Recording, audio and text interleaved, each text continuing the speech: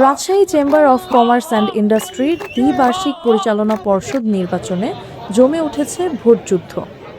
সভাপতি, সিনিয়র সহসভাপতি, সহসভাপতি ও পরিচালক এই চারটি পদে মোট ৪৬ জন প্রার্থী প্রতিদ্বন্দ্বিতা করছেন। শনিবার সকাল ৮টা থেকে বিকেল ৫টা পর্যন্ত একটানা ভোট গ্রহণ চলেছে। নির্বাচনকে কেন্দ্র করে প্রার্থীদের মধ্যে ব্যাপক উৎসাহ উদ্দীপনা লক্ষ্য করা যাচ্ছে। ভোট কেন্দ্রে সকাল থেকেই ভোটারদের উপস্থিতি দেখা গেছে। প্রার্থীরা শেষ সময় পর্যন্ত ভোটারদের সমর্থন আদায়ে সক্রিয় ছিলেন। এদিকে ভোট কেন্দ্রগুলো পরিদর্শন করেছেন জেলা প্রশাসক কাজী শহীদুল ইসলাম। তিনি জানান, সুষ্ঠু ও শান্তিপূর্ণ পরিবেশে নির্বাচন সম্পন্ন করতে সব ধরনের প্রস্তুতি গ্রহণ করা হয়েছে। ভোট কেন্দ্রে আইন শৃঙ্খলা রক্ষাকারী বাহিনীর উপস্থিতিও নিশ্চিত করা হয়েছে। Jannatul Ferdous, FBN news desk.